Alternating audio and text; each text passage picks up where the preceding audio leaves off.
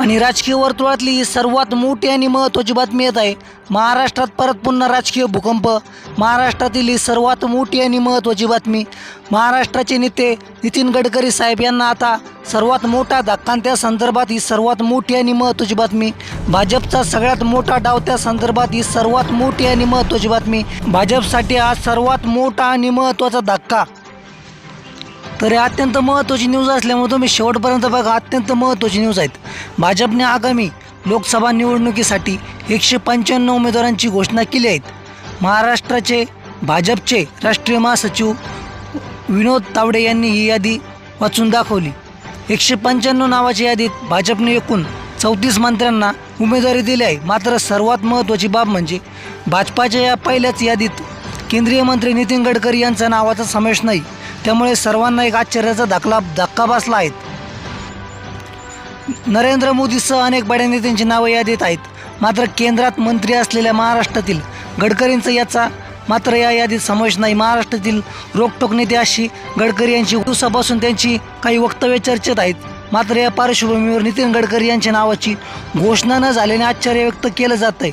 दरम्यान भाजपच्या पहिल्या यादीत महाराष्ट्रातील एकाही उमेदवाराची घोषणा झालेली नाही। दिल्लीतील भाजपच्या मुख्यालयात पत्रकार परिषद घेऊन याची घोषणा करण्यात आली। भाजपचे राष्ट्रीय महासचिव विनोद तावडे यांनी उमेदवारांच्या नावाची घोषणा केली। भाजपच्या पहिल्या यादीत 16 राज्य आणि 2 केंद्रशासित प्रदेशातील उमेदवारांचा समावेश आहे।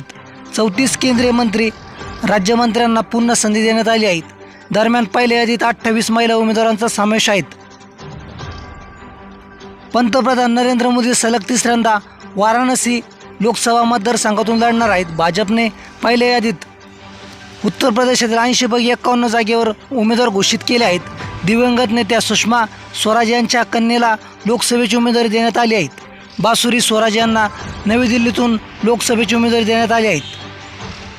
तर अशा प्रकारे जी भाजपने पहिली यादी जाहीर केली त्यामध्ये माननीय मंत्री नितीन गडकरी साहेब यांचा समावेश नाही आहेत। आणि त्यामुळे आता आश्चर्य एक व्यक्त केलं जात आहे। कारण की नितीन गडकरी साहेब हे रोखठोक बोलणारे आहेत। जिथं त्यांना चुकीचं वाटतं तिथं ते टीका करतात। मग ते स्वतःचे सरकारमधले मंत्री असो किंवा सरकारमधले कोणी व्यक्ती असो त्यांच्यावरसुद्धा त्यांनी टीका केलेली आहे जिथं चुकलं त्यांनी।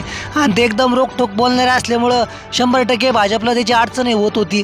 आणि त्यामुळे भाजप आता या संदर्भामध्ये काही निर्णय घेतं का त्याचा संपूर्ण महाराष्ट्राकडे लक्ष लागलेलं आहे। तर अशाच माहितीसाठी तुम्ही चॅनलला अपडेटमध्ये राहा। हा व्हिडिओ शेवटपर्यंत बघितला तुमचे खूप खूप धन्यवाद। आभारी आहेत।